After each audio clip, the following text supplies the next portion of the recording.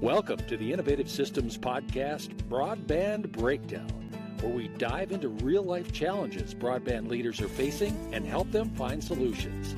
This is your space for innovative ideas and expert solutions. Let's get started. Today, I've got a special guest, Mike Romano, Executive Vice President of NTCA.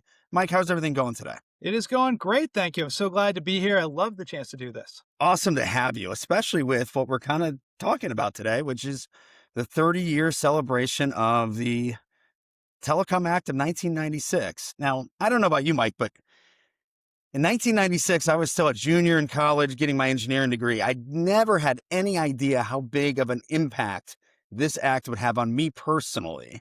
I don't know. Where were you at that point? So it's funny, actually. It's a way I fell into the telecom industry. So I was in law school from 93-ish through just after 96, 97, actually. But I worked on the Hill, had a little bit of, at the time during law school, had a little bit of exposure to the act, really just in passing. But then when I came out of law school after my second year, trying to get my first sort of real lawyer job, every law firm in DC was staffing up because this thing called the Telecom Act of 96 passed. And I like to joke that if you had a pulse and half a brain, they wanted to hire as a telecom lawyer. And apparently I had just enough to get into the mix. So here we are. But yeah, I started working for a law firm in May of 1996, and it was all Telecom Act 96 implementation all the time. Wow. So you got to see it from the beginning. And what were some of the interesting things right at the start that really that you got hit with, or that that you had to deal with? Yeah, it's interesting because I think the Telecom Act of 96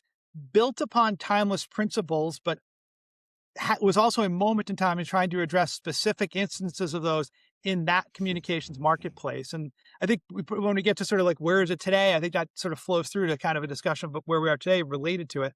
But at that time, right, the biggest things were you had the Bell companies antsy to get into long distance telephony, and you had the, AT&Ts and, MCIs of the world that were itching to get into the local telephony marketplace. And so those two were working sort of at or against each other. So yeah, the Telecom Act 96 really presented and captured, I think, some things that are timeless principles. But at the same time, it was very much a moment in time and capturing the sort of things going on in the marketplace at that time. And so what you had a marketplace where the long distance companies, AT&T, MCI, and Sprint, were eager to get into the local marketplace, local voice telephony marketplace. And likewise, the Bell companies were itching to get in the long distance. And at the time, it was sort of thought, well, the Bell companies are the ones who have this monopoly, so we need to open up their market by taking a bunch of steps that are very specific to how networks were built at that time, how services were delivered.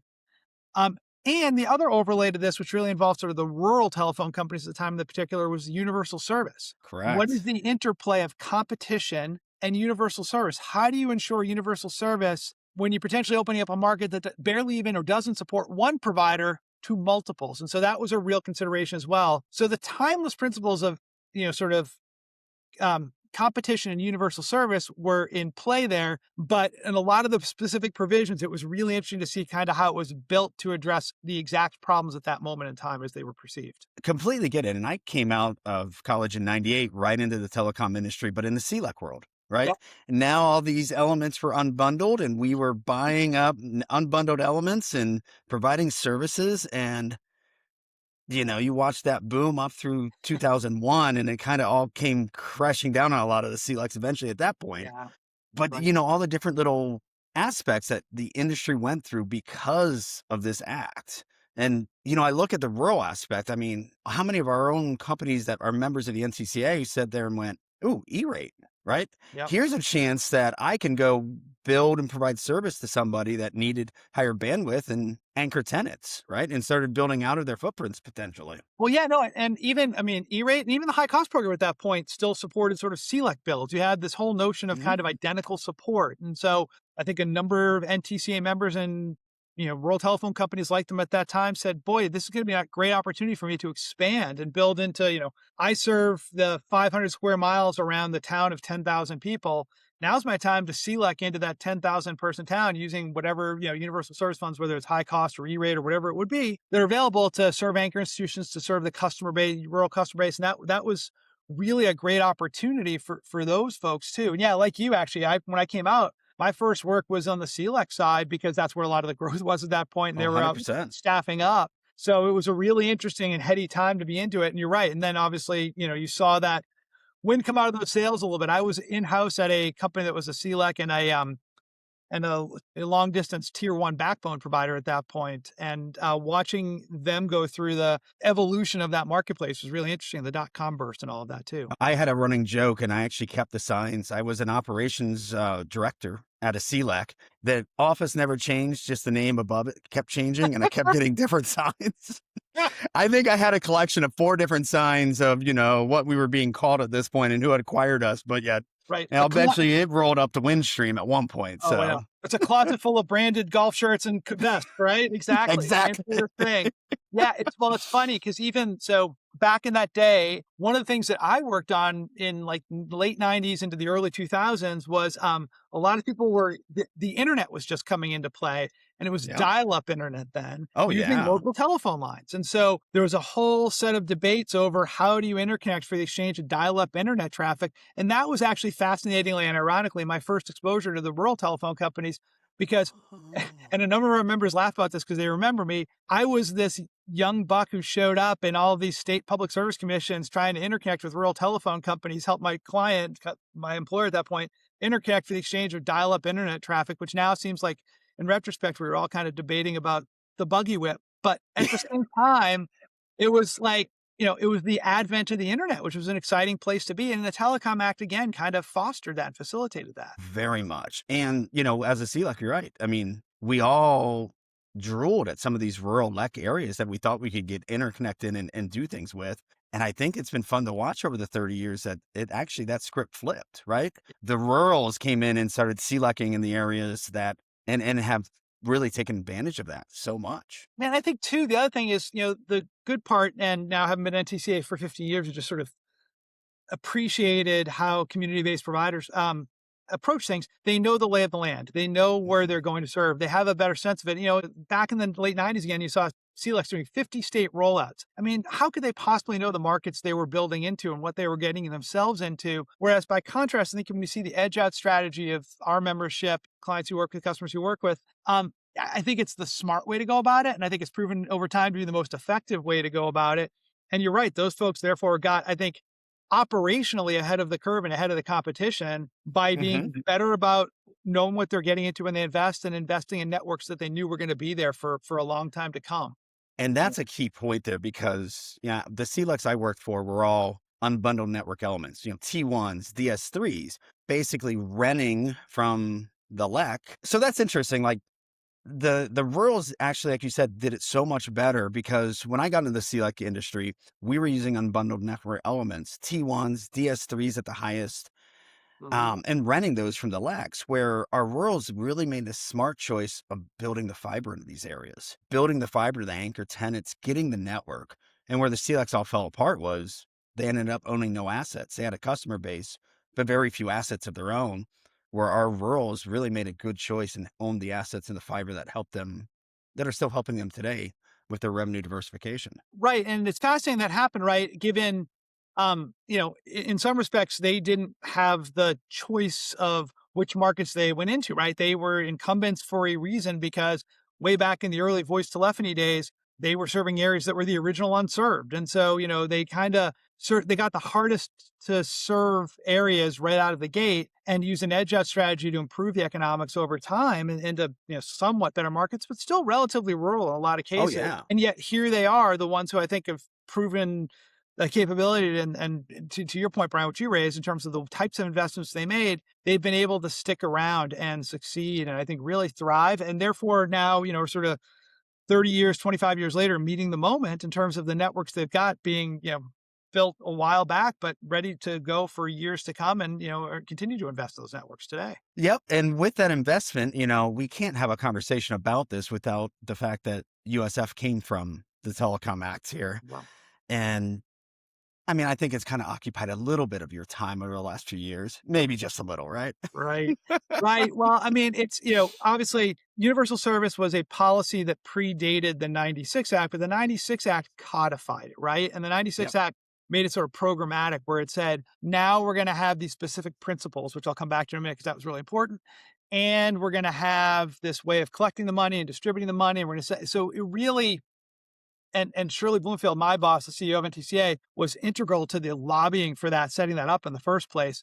And I think that's lasted as well as the sort of programmatic element of this that the 96 Act codified. But yeah, universal service has been critical to what they do. I mean, if you look at these areas, in many respects, they're market failure areas. There's a reason they were unserved in the telephony era. Yep. There's a reason that they've been harder to operate in over time. And I think a number of folks in Washington sort of misconceived the notion of what universal service was and why the 96 Act had it and what it is going forward. Universal service is not the act of getting someone connected. Universal service is the act of keeping them connected, with the getting connected being just a kind of prerequisite. And so, the 96 Act has been critical in setting up predictable, stable, sufficient mechanisms to, if you will, kind of like normalize for the differences between operating in a rural and an urban area. And it was just a really well put together piece of legislation. Luckily, as we saw, the Supreme Court agreed with that when it upheld the universal service. It was ironic to see a challenge to basically the 96 Act being raised in 2022. Right. But in 2025, we finally got a decision saying that, it was constitutional. It was, well structured. Challenges continue. But Of I course. think, but some of the, one of the most critical elements continue to be highly effective and operational in rural areas today, and hopefully will be for a long time to come. Well, it's kind of funny you brought up, like, here's this piece of legislation 25, 30 years ago still being effective. And you even look at things like Section 230, right? The protection that was generated for online content. Right. I mean, Online was so new back then, yet it still had something touched on with it. well, it did. It's interesting. The 230 is a really interesting debate. And that's like a podcast and seven and unto itself. I mean, the interesting thing is, 230 came about, and the reason it got included in the 96 Act was, I don't know how many of you or your listeners here have seen The Wolf of Wall Street. Yes. But there was the investment firm Stratton Oakmont or whatever. Yep. Oakmont. Leonardo DiCaprio plays this guy who founds this crazy finance firm. Well, that firm was the reason that 230 got created, because what happened was they got bashed on a bulletin board back in the day when bulletin boards were a thing on the internet, and they sued and they won, basically saying that, I think it was CompuServe or somebody, should have moderated the content. And so 230 was the answer to that, to say like, hey, not everything that gets posted on the internet is going to be moderated by everybody all of the time. And there needs to be some ability to allow this free and unfettered line of communication across the internet. And there continues to be a big debate about that today. But again, the early stages of the internet basically played out in the 96 Act. And we see that continue to have ripple effects or wave effects today. Massive wave effects. I did not know that was the reason. That is a new story for me, and I can't wait to share that again. Yeah, look that one up. I mean, if you look up Stratton Oakmont and Section 230, it's a fascinating story. Yep. Oh, I definitely will after this. So now that we're looking at 30 years, what do you see? What do you predict? What do you want to see? And what's the NCCA fighting for, I guess you'd say? Yeah, so it's funny because we're hosting an event about a week after we're recording this. In DC to sort of celebrate the Telecom Act of 96's 30th anniversary, as well as celebrate Shirley Bloomfield, who'll be retiring from NTCA at the end of March, and just given how much she worked on all the provisions of that act, especially universal service. And we're having two panels, and the panels are going to be one that is focused on sort of like how the 96 Act came about, a little bit like this conversation was, how the 96 Act came about, why it came about, some of the early lessons learned from that. And that's the first panel she's going to moderate with a bunch of folks who were on the Hill at that point in time. And then I'm going to moderate a second panel with folks who were charged with implementing the act and worked at the FCC or were FCC commissioners. And we're going to talk about sort of like lessons learned from implementation and what carries through today to what happens next. And so to turn to that point of my panel in that discussion, I think it's a really interesting conversation. I'll go back to sort of where we started in our discussion here. There are a number of timeless principles in the act that have, I think, continuing applicability. They did since 1934. The act codified them.